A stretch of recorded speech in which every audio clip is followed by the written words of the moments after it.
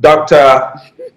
Otiko Afisa Djaba, Executive Director for the Henry Djaba Memorial Foundation. Welcome. Mhm. Thank you very much, and I appreciate you having me on your program. Today is, a, for the rest of us, we wouldn't have known, but you said today is a special day. What's so special about today? Actually, it was yesterday, the 15th of May, since Okay. 1994, has been set Mhm. aside by the UN globally for the whole world to celebrate the International Day of Families, because Okay. families are the bedrock of all societies. And families support the socioeconomic development of all of us.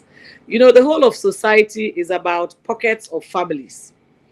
And That's so on correct. the 15th of May every year is dedicated to raising awareness on how we support each other, how we should continue to be families, and where the Okay.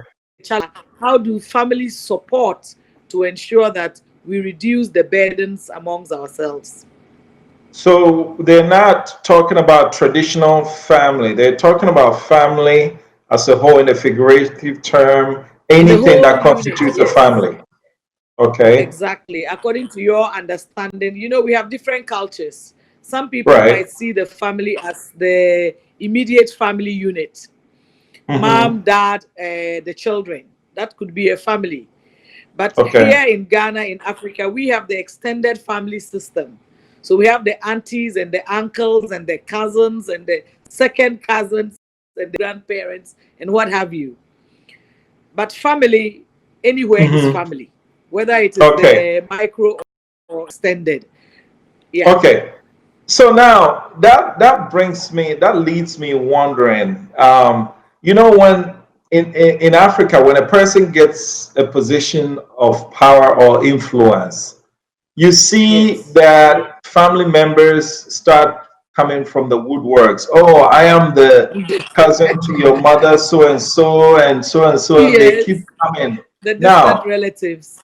right, the Mhm. distant relatives keep popping up, and culturally, you're supposed to take care of them, right? Does Mhm. that put Yes. undue pressure on people who are in positions of power, in this case, like political positions? Clearly, their salaries are not enough to take care of them, let alone the immediate family. But when the extended family come, does it put pressure on them? Is that what causes people to, so to speak, dip their hands in the national kitty? That is a different kettle of fish. The reasons why people are corrupt might not Uh-huh. necessarily be related to family. Greed can Okay. make people corrupt. Okay. Desperation can make people corrupt. Okay. Maybe you have to pay your child fees and you don't have the money, or maybe there's some surgery that has to be done and it's a huge amount. That can make you corrupt. Of course, that is your immediate family. For the Okay. extended family, of course, when you are in a position of influence, like politics, or if you are the managing director of a bank or an institution, or the director of D-19, all the relatives will come out of the woodworks who need support, and then whoever is in that position might be forced to, if they don't have enough, to do other things to be able to support the family. But that is the choice that you make. Is why we all have a sense of choice of what is right and what is wrong. And so, in as much as you might want to help people in your family to solve their socioeconomic problems, when you end up in trouble, let's say you are caught taking money out of the kitty or you are jailed, of what benefit are you to that family? And so you must protect yourself, and the family must also protect you. You can't demand of somebody what they don't have and expect that it's going to be okay. There's always a price to pay, but we need to make the right choices as human beings.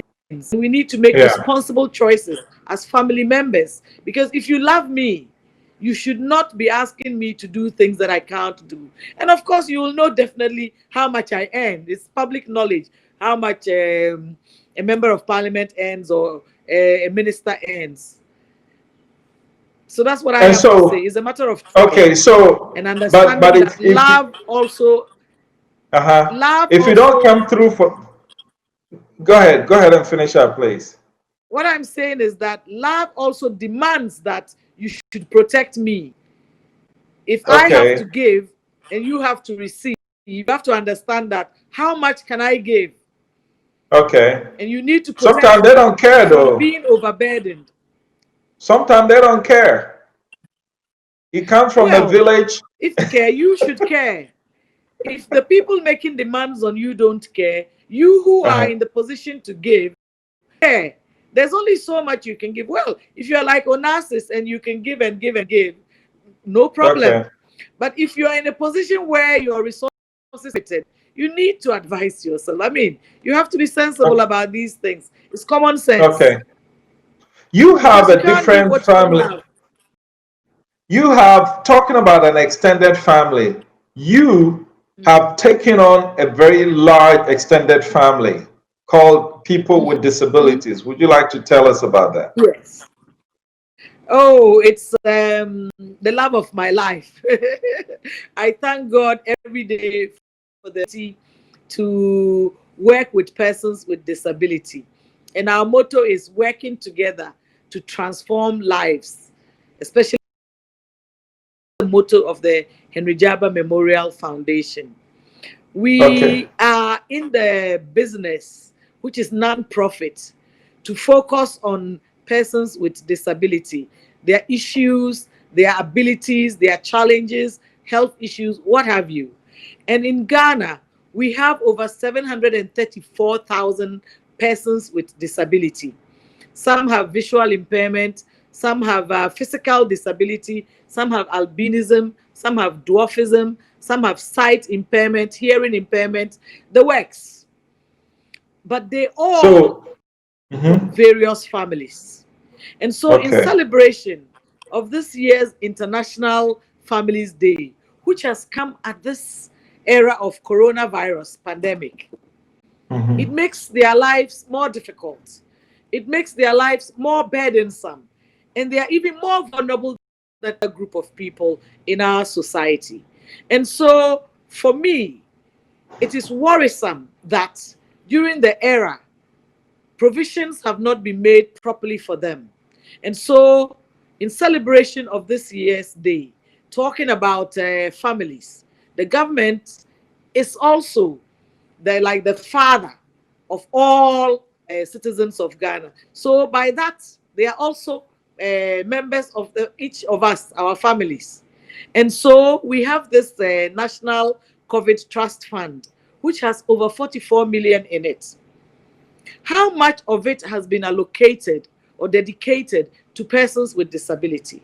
And so the Henry Djaba Memorial Foundation is calling on government as we celebrate the International Families Day to give a percentage, whether it's 3% like they've done of the common fund, 3% of the District Assembly Common Fund is allocated to persons with disability. We are calling that a specific percentage of the National COVID Fund should be allocated to persons with disability.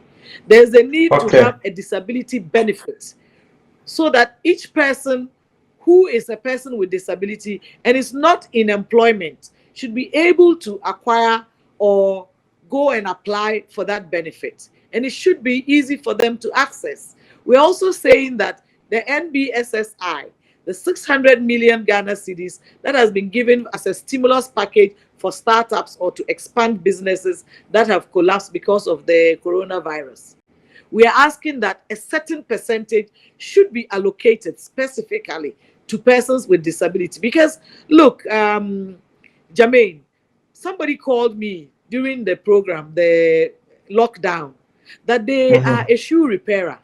But Mhm. nobody is walking around. And so, if nobody is walking around, whose shoes are they going to fix? Because no shoes will be spoiled. Schools have been closed. And so no school children will need their school bags repaired. Airports and Mhm. borders have been closed. People who would normally go to repair their suitcases will not be repairing suitcases. Others are beggars. So during the lockdowns, somebody to me, they can make about 20 Ghana cedis or 30 Ghana cedis from begging. Not that I encourage begging. But if you are in a lockdown, you cannot go out and beg. And those who are hairdressers, you certainly will not be wanting to go and do your hair during a lockdown. Or those who so. Most of the persons with disability are not employed in the mainstream, like in the civil service, because of their disability and because of the lack of accessibility. Why is that? Because of the lack of accessibility. Most of the institutions are not accessible with ramps or with a lift. And even the equipment that is needed might not be friendly to maybe somebody without sight. You need a special software for the laptop or the computer for a person who has hearing impairment or sight impairment, or if the person is physically challenged. How are they going to walk up a flight of 6 stairs? Okay. Or is it an uphill battle, though? So, I beg your pardon? Is it an uphill? It must be an uphill battle, because if you have a situation where the government is resource challenged already, and you're asking them to set aside something special for somebody, for the 600 million for the MBSSI, for example, some would say, look, on the one hand, you're saying that, okay, they are able just like everybody else. And so if they are able, some would say that, okay, if they register business and they qualify, they should come for it. Why should something special be set aside for them? It's because they are not able. That is why they are called persons with disability. So they can't be able. If you are physically challenged, you cannot be called able. But you can have a physically challenged person who will use a wheelchair, and maybe the person is a hairdresser. Their challenges are more than somebody who is able. Absolutely. And especially in this time of the coronavirus, where people are not going to do their hair, then it means that they might need to look for alternative means of making an income. Okay. A lot of changes have to come. And it's important that a special amount be dedicated to them, because they are the most vulnerable and they have equal rights as everybody else to have a job. And that it is important that the standards for accessibility that was developed since 2010 to date, it expired in 2016. They have not been able to enforce it. And so it is important that that standard is set up so that every building that is coming up should be disability friendly. And those that are already there in existence that are not accessible, they must find ways of making them accessible. It's happening in developed countries, and Ghana is a developing country that is poised for change. And this is a unique time, this coronavirus pandemic. It has exposed all these challenges, and they need to come in. That is why years ago, after the war, there was a Marshall Plan. There is a need for a plan for all of us in this country, and persons with disability should not be excluded. So I was excited to learn about the National COVID Trust Fund. However, the trust fund does not talk about persons with disability. It talks about various other people, but not about persons with disability. It says that the fund is there for PPEs, for food and other essentials, and persons who are in various institutions have access to it. But it does not say that there is a specific allocation for persons with disability. In the very remote areas, for example, I have people calling asking for sanitizers. A blind man called me. And then when issues of food, we're sharing food in Accra. Accra and Kumasi have over 10,000 persons with disability. But food was only distributed to 1,124 in only 6 districts in Accra. What happens to the rest of the people? What happens to all of those people in Nakwanduri or in Somanya or in these villages? Even if in Greater Accra, you can only help 6 districts. How about the other 30 districts in Greater Accra, let alone Ashanti? It is unacceptable. It is not Okay. enough for us to say that we care. We need to walk the talk. And persons with Okay. disability are part of that we call the community of Ghanaians. And that is why we are making this call, the foundation, making this call that a specific percentage should be allocated from National COVID Trust Fund, and a percentage of the 600 million should also be allocated to them, because they also have businesses that have collapsed, or businesses that they Okay. might need So startup or to be able to expand them. Yes. So, so let me ask you this. The United Nations has a program called the United Nations Enable. And actually, the World Health Organization just recently called for inclusion of persons with Yes. disability in the recovery. Shouldn't Yes. that special set aside program come for them? Because if you give it to the countries and it's not marked disabled for disabled people, these countries may spend the money on something else. So it seemed to me that the That United is Nations possible. should specifically. You say, Wana, that's possible. I said, So yes, I'm agreeing with what you're saying. Yes. so why do So they you must think be the United specific. Nations doesn't set up a special guidelines for persons with disability? That is also a decision they have to take. But Ghana must take we must be responsible for our citizens. You can't be Yes. talking of a Ghana beyond aid and be expecting United Nations to come and bail you out on your citizens. The United Nations will do what they want to do. But as a nation, and we have created this national COVID-19 fund. So what are Okay. we waiting for in regards to persons with disability? If the UN should come Do and we have authorize a top up, a but the registry? nation Ghana itself, just a minute, Okay. the nation Ghana itself must state an amount. You can say 3% or 5% or 10% of the national COVID will be allocated to persons with disability, and have a team or a committee that will look at it from the persons in charge, led by her ladyship, the former Chief Justice Sofayado, to be able to come up with criteria that not persons with disability, provided of those who need it should be able to, but it is not there. Just as the 600 million is also available for businesses, but there is Okay. a specific allocation for persons with disability. That is why we are drawing the attention of the government to this issue. Okay. So, is there a system of officially designating people as disabled, or if they're sharing something for persons with disability, and able-bodied person just shows up and said, "I'm disabled," how do I mean from someone who is really disabled? There's a National Council for Persons with Disability, and they have a database of all persons with disability.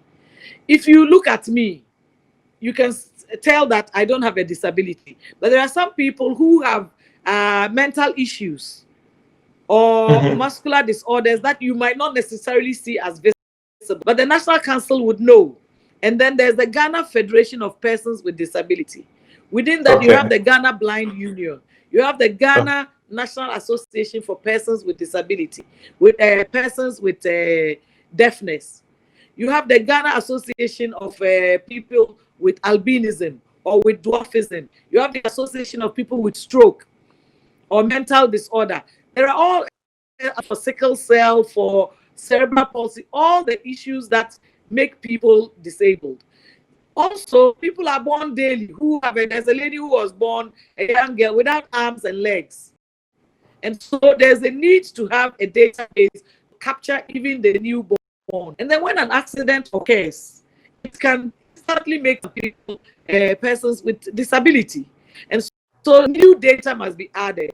Since 2010, they have not been able to, the Ghana Statistical Service and the census, the population census, have not been able to act on that type of thing. But this year, this June, the Population Council are supposed to go, and the Ghana Statistical Service are to organize the census to know the numbers currently for Ghana. And I'm Okay. hoping that they will capture the persons with disability. Okay. But currently, if you get the National Council for Persons with Disability, director is Dr. Oh, Esther Jemfi, and what she'll is be that? able to provide this. What are the associations? What about Yes. what about political representation? Do they actively vote? Because if politicians know that these are people who take politics seriously and they vote, that's the only way they'll take them seriously. What is their political Yeah, they activity have look the like? right to vote. Persons with Mm-hmm. disability have the right to vote. And indeed, even if Mm-hmm. you have your thumb chopped off or some part of disability, you can indicate it on your form when you go to register for your voter ID. And even the national ID card should indicate that you have a disability. Everybody above 18 and of sane mind or sound mind is entitled to vote. Right. And persons with disability do vote. During the district assembly elections, some persons with disability even contested and won. Others Okay. contested and lost. And I saw them Good. when I went to vote. Various persons with disability going to vote.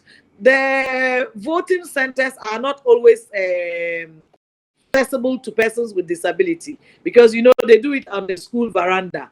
And so we also talked about the reforms so that they should be able to make the centers more friendly and employ or recruit more persons with disability, because you don't need to be able to work as an EC officer. For the things that they do, there are areas that persons with disability could do. So it is Okay. important that we include them in all facets of development. Persons with disability Okay. also need shelter.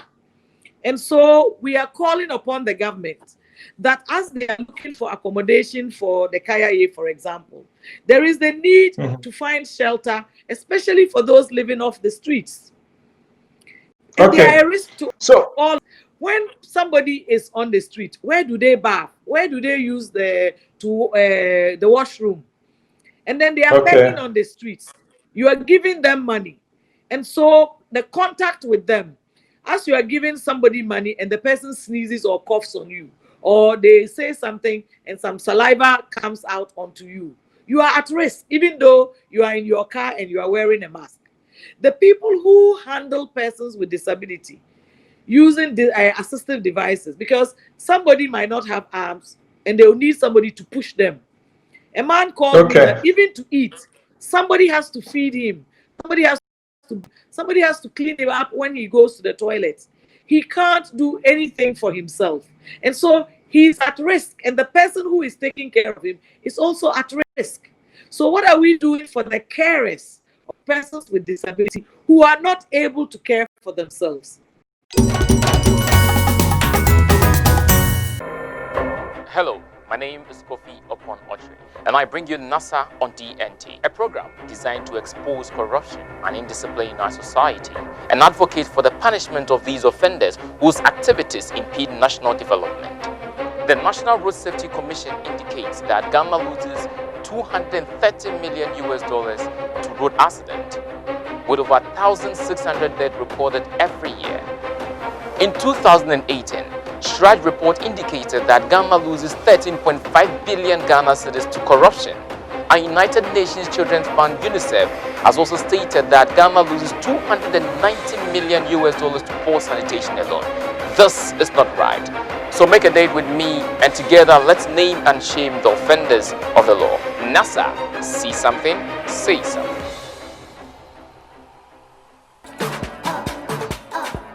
Lock up Hello Entertainment Box. Hello Entertainment Box. Hello Entertainment Box. Hello Entertainment Box. Hello Entertainment Box.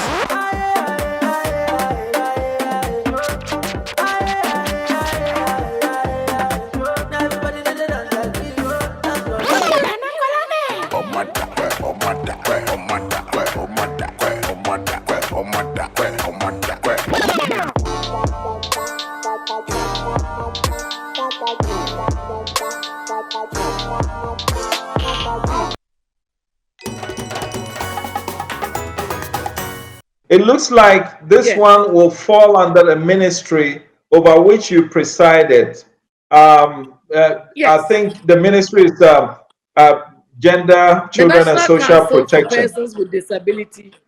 The Right. National Council for But Persons I'm with saying that it Disability falls under is that under the ministry, right? Ministry of Gender. Yes, and Gender. as Okay. Have you reached out to former your minister, we started the database. We Have you started the reached out to your database successor? for identifying persons with a disability. And we are asking that this continued. And we had a program called Operation Get Off the Streets Now. And that means all the on the streets, including the hawkers, the government needs to use this opportunity to get everybody off the streets. Those who need accommodation, find affordable accommodation for them. And then alternative ways for them to make an income so that they are not at risk on the streets begging. They are not at risk at themselves and then putting other people who are giving them monies at risk. It is Yes, essential that we change the way we handle persons with disability. I was asking that, Yes. have you reached out to the person who succeeded you at that ministry about It these is for things? the new minister to organize herself. As for me, we have an Okay. NGO that we are running, and the NGO Okay. sees things, and then we talk about them. We ask that what should be done should be done. The ministry has the social protection unit. During the COVID, we made them to understand that persons with disability were being left out. And that is how come they were able to reach out to 1,142 persons with disability, which was woefully inadequate because this happened in only 6 districts. There are several districts in Greater Accra, over 30, they're about, I think, 34. And the same goes for the Greater Kumasi. And all of that was left out. We had to actually, the foundation itself, we did 600 home deliveries to persons with a disability. And you said how many are there? How many persons there currently are in Ghana? 10,000 persons with disability in Accra and Kumasi alone. But all over Ghana, there are, according to the last census, 2010, 734,000 plus persons with disability. Whoa. Some are children. And so by now, they would have increased. And there is the need to capture them. And I said to you that there are newborns and there are people who have been involved in accidents. There are people through some other ailment who have also become persons with disability. So the new census will have to capture them. And then the institutions must work and enforce the various social policies for them. You cannot say that how do you deal with taking care of vulnerable. Kailand, you cannot say you are taking care of vulnerable people when you leave out the most vulnerable, who are persons with disability. They are even more vulnerable than able-bodied children because they are not. Most of them are not able to fend for themselves. Yeah. Well, how do you deal with stigmatization and the myth that if you're disabled, something, a curse or something? How do you handle that? We have set up a TV program called The Let's Talk. It's on Adom TV now. And, it shows at 10:30 on Thursdays.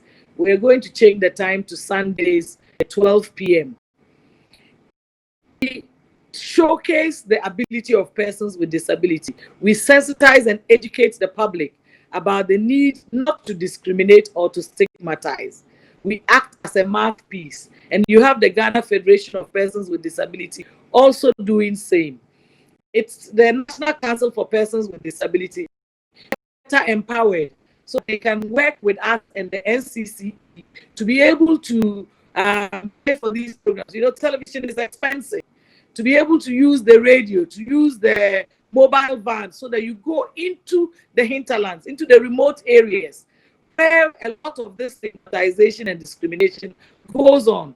Yeah, I have a lady called Asa. She has 2 children who have problems. They're able to walk, they can't talk, they can't do anything. The family asked her to throw the children away. And because she wouldn't distract her from the house, she doesn't doesn't work because she cannot leave the children with anybody. How does such a lady fend for herself? There's a man called Baba Imoro I met. He uses crutches. He cannot move without the crutches. He has 4 children. His wife has run away from him. What do you do with such a person? You educate him to be self-sufficient. There's a young man called Richmond. He left his hometown in Eweland because they were discriminated against, teasing him. And he was sleeping in uncompleted houses, and a church found him and gave him a place to stay. Now he sews shoes. But at this time, like I said, who is walking around to sew shoes? And so all these people are not able to take care of themselves. And the stigma does not help. So it is for all of us as a community. And as we celebrate International Families Day, we are each other's keeper. Just because we are not born together does not make me family, does not mean that I cannot be your family. And so I can be your family and you can be my family because of love and affection. And so I am asking each person listening to me to donate to the Djaba Memorial Foundation. We have a number that I'll give to you to also be a mouthpiece for the persons with disability, so that all of us as a family will be doing the right thing by persons with disability. Because, Jermaine, disability can happen to anybody. Yes. Just by at any time. and a car hits you. Yes. Yes. You can take some medication. Absolutely. And then it happens. You can have stroke or whatever, and you become a person with disability. You can have sickle cell disease or cerebral palsy or Down syndrome. Anything can happen to anybody. Can happen. So then let me ask you. International Day of Families. We should show love instead of just talking about it. Yeah. So the rehabilitation of persons with disability, or is there a training program or those kinds of things that help them to be able to be self-sufficient? Are you seeing more of those from the government side or more of those from the NGO side? To be honest, the government has rehabilitation centers in Ghana, but they are not well resourced. NGOs like myself, we are able to train a few people. Last year, we trained about 120 people in soap making, pomade making, and then bead jewelry making. But that's just a drop in the ocean. The various rehabilitation centers, they teach them how to make shoes or hair shoes. They do the bead making, furniture, cane furniture, how to sew, catering, and what have you. But like I said, they are not well resourced. So we need to use this time to be able to resource, and some of that funding from the National COVID Trust Fund can be dedicated to these rehabilitation centers for them to have the equipment. I went to where the equipment is all broken down when I was a minister.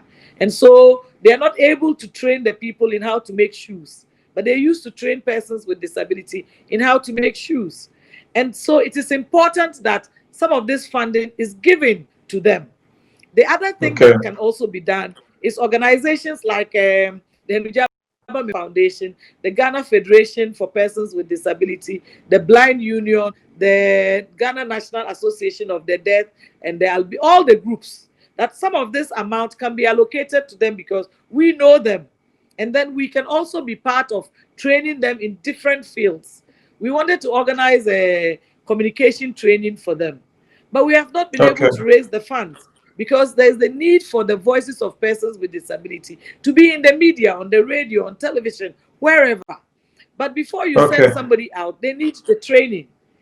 Currently, a lot of people are buying hand sanitizers, Parazone, and other disinfectants, even the sewing of face masks. If this 600 million, a percentage is given to persons with disability, those who know how to sew will be able to access it and be part of sewing the masks. They will be able to make some of the hand sanitizer and other necessary protective equipment or products that have you ever and that is why have you ever thought of signing up a celebrity ambassador for persons with disability? Oh yes, I mean, getting a celebrity in Ghana, you need to be able to resource them. It's not enough to say that I have appointed you as an ambassador.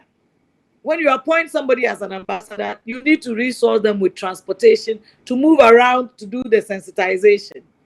That's something they It can is do not as a most celebrities will not do this for free because moving around is expensive. yeah, but they move around anyway. They go to parties and everything. All we're asking them is to be the face of it so that it'll draw attention to the plight of the disabled. I mean, Yeah, if I that were a is not enough. celebrity, no, You if have I to be were a practical celebrity, about these things. Yes. if I were a celebrity and all I have to do is when I go to a function, I say a word or two about it, why do I need to be resourced about it? Particularly when you're helping people who are in such dire need. I mean, I Well, if you think, find such a celebrity, let me know that they will be okay. prepared to do this at their own expense. Because how many parties do they attend? When we were doing he for she campaign, we contracted somebody to be the face of it. And the Mhm. person brought a bill because he needs to move around. If he has to go to Tamale because Accra is not Ghana. He cannot be an ambassador staying in Accra. He needs to move around. Moving around means he would need fuel, he would need hotels, he will need, what do you call it, plane tickets or what have you.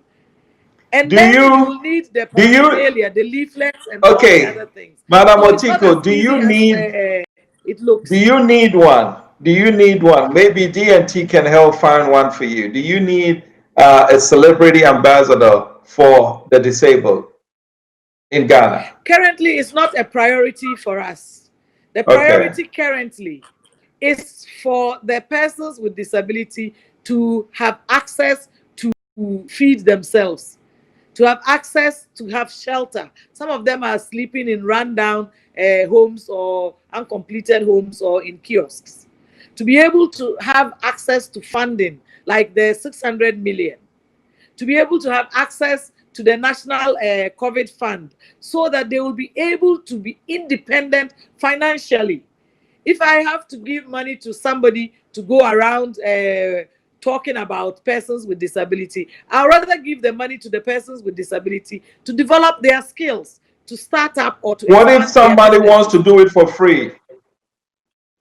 If they will want to do it for free, we will have to sign a contract that says that it is for free and they are not. You see, the things that work outside Ghana don't necessarily work in Ghana. Abroad, people have already made their monies and they are able to act as genuine philanthropists. Ghana people are now making it. All these people you are calling celebrities, they've just probably found their feet. So they will not be able to sustain it. We need sustainable solutions to our problems. We don't need solutions that work in other places that might not necessarily be practical here in Ghana. Okay. The other thing that Okay. we will need is funding for the television program I told you about, the Let's Talk ability, Okay. for people to be Okay. able to pay for the airtime. The airtime now is 5,000 per episode. And organizing the program, the production, production cost is over 10,000 Mhm. depending on the location. And so for Mhm. me, those are more of a priority than having an ambassador Okay. and getting people Okay. to be aware that anybody can be a person with disability. And so we should respect their rights, show them love, and we should ensure that we provide the necessary support for them, whether it's government, whether it is people like me or you. We are all family. We don't have to be blood related. And I'd like to say this Okay. to those who are blood related to persons with disability. Please, if the person you gave birth to, or for some reason the person has become a person with disability, and you are shunning the person, you are disrespecting the person, you are discriminating and abusing the person, when it happens to you, what do you want the rest to do? Because it can happen to you. The time has come for each one of us to see ourselves as a possible person with disability. And so we must stop the discrimination, stop the abuse, and stop the stigmatization, throwing persons with disability away, killing them, or locking them up is unacceptable. It must stop. And if government is able to support them financially, to help them, some of them need surgery, some of them need calipers, some of them need assistive devices. Where is all of that coming from when they don't work? And working is even a problem for them. So we have launched a campaign for 1,000 wheelchairs. Campaign for 1,000 wheelchairs. Up to date, not one, just one person sent us 500 Ghana. We need the wheel that people don't walk on their hands or crawl on their stomachs. We need to be able to train them in communication and in all these other skills so that they will be able to be financially independent. Look, if you're a person with disability and you can take care of yourself, you will not be a burden to somebody.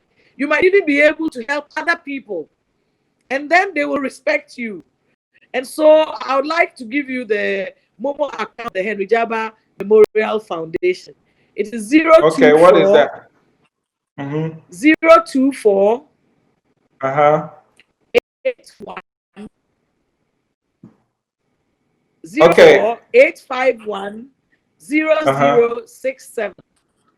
I repeat. Okay, 024 851 0067. 0067. Okay. All right. Yes, now, finally, 10,000 wheelchairs. Okay. Finally, yes, you speak about persons with disability with such passion. Okay. And yes. I can't help but ask that where did the passion originate?